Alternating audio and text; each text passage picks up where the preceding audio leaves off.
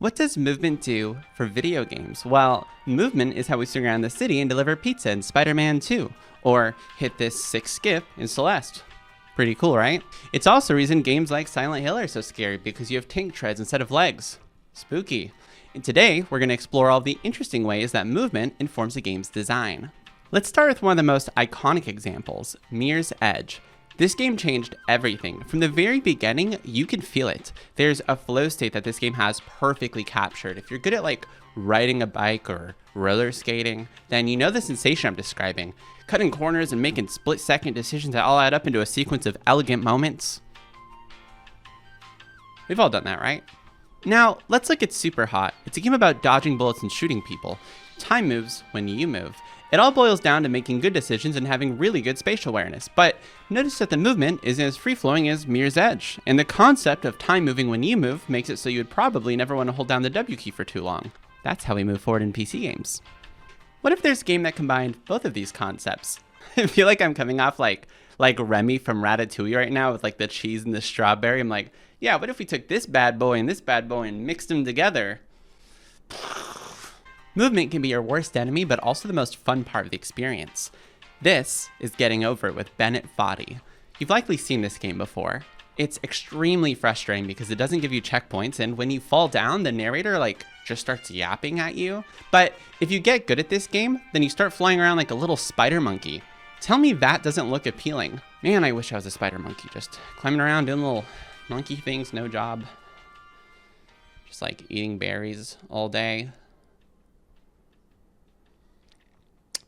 You know what game does make me feel like a little spider monkey though? Stride. We can't talk about movement without at least briefly touching on VR. This game is clearly inspired by Mirror's Edge, and I'm not upset about that because it's so dang cool. You can wall run and swing at the grapple hook. You can pull out a gun and blast people. It's pretty hard to do, but it's really fun. Doing all of this in VR is both more difficult, but also more rewarding. There's less of a gap between you and the character in the game, and that definitely has an effect on how you perceive the world around you. But let's talk about how movement informs the game's design, since that's the whole reason I'm doing this video. You want to make a game about being a little lady that does parkour, running around and jumping from building to building. Not unlike a spider monkey. But if we're going to make this world, then the buildings probably have to be closer together so that we can make those jumps. And we probably are going to want to give the player ways to recover from mistakes like, I don't know, ledge grabbing or something like that probably. Should combat be in the game? The movement implications would suggest that it's possible to have combat, but that if the game is a fast-paced runner, then stopping to shoot people would have to exist in contrast to that core gameplay. But Fern, I hear you say, if that's true, then explain how Doom has fast movement and shooting. Okay, sure. Doom's primary focus is shooting and moving around while you fight, and the game's design reflects that. There's not a ton of obstacles to avoid, and it's not crucial that every single one of your shots hits enemies. There's also loads of ways that they're forgiving, such as dropping health when you defeat enemies and giving you invincibility during glory kills. The movement is there to make shooting big spongy enemies more fun. You spend a good portion of every fight just dodging enemy attacks and running around crazy style. Now, I'd like to talk about Satisfactory. This is a factory game about factories, and going fast as heck. Packed to the gills with all sorts of interesting movement tech.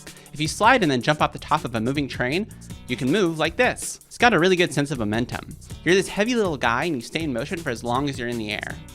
If you made a factory game that was partially focused on letting the player move around quickly, what sorts of design decisions does that inform? Assuming our factory has verticality, well, we'd probably want a jetpack or some other form of fast vertical movement. Next, we'd want ways to move quickly, even on the ground. Sprinting, sliding around, running on conveyor belts. It's so clear that this intention for movement builds as a foundation in which decisions are made to support the player navigating around the world you've built. Imagine Mirror's Edge, but you're just jogging around the sidewalks instead of jumping across buildings. Or Spider-Man 2, but you're like on a boat and you can't swing because there's nothing to swing on. It's important that the spaces the player moves through supports our game design. Even Getting Over It has a sense of a discombobulated world where some guy in a cauldron would be getting around like this. It's this awkward sense of movement, and the world reflects that really well. This game would be a lot less interesting if you're moving along rooftops. It wouldn't allow us to explore all the interesting surfaces and predicaments that this game actually ends up presenting you with. This idea that movement builds as a foundation isn't limited to specific genres either. Unfortunately, I have to talk about fighting games, specifically platform fighters.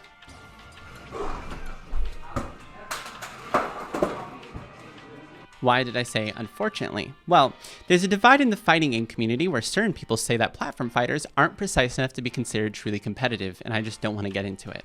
I gave my friend and fighting game enthusiast Ethan a call to discuss how movement informs game design in fighting games. So I have an interesting hypothetical for you as a fighting game expert. So say you made a fighting game. If I wanted to make a game that had the floatiness of Smash Ultimate, like ledge grabbing, if I said I wanted that, but I wanted the exact same moveset from Street Fighter, do you feel like that would transfer? And if so, do you think it'd be fun or not?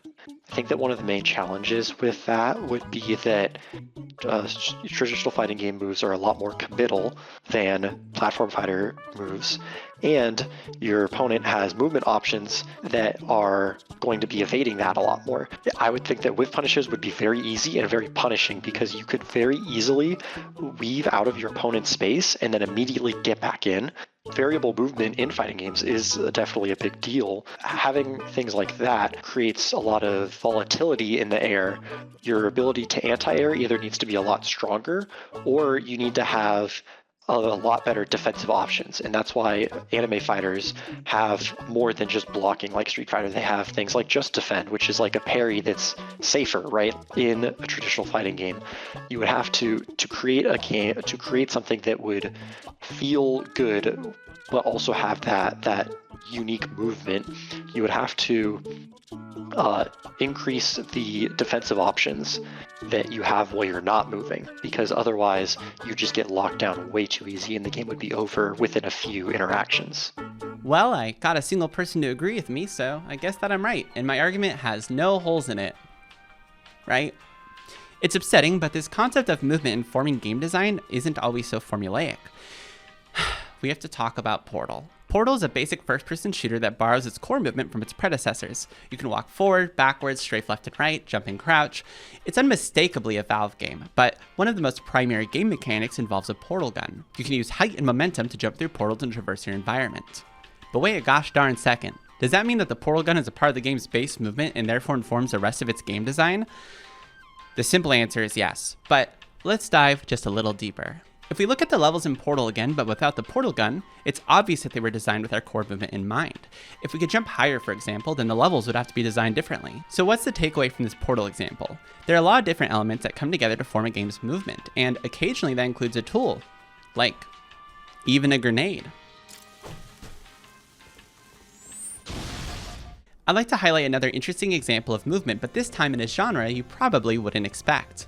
In 2019, my friend Topher and I released a game called Duke of Defense. The entire gimmick was that you could move around the world as a little guy, but it was still a tower defense. We thought it was really original. It's not. There's like 100 of these, but hold on, hear me out. This idea that the player could walk around instead of just like building towers meant that we could do some pretty neat stuff, like boss fights where you have to dodge attacks. There's iframes on your roll so you can like roll through enemies to go build towers on the other side of like the lane. We even did the classic slippery ice floor thing. So much of the game is built around its player movement. Was this a good idea? And did it pan out well? From a gameplay perspective, yeah, it was pretty great. From a business perspective, I'd say it tanked my income and brought about the end of my indie game career. We sold about 1,500 copies, and to be honest with you, I don't really regret it because it taught me one of the most important lessons I would learn in life.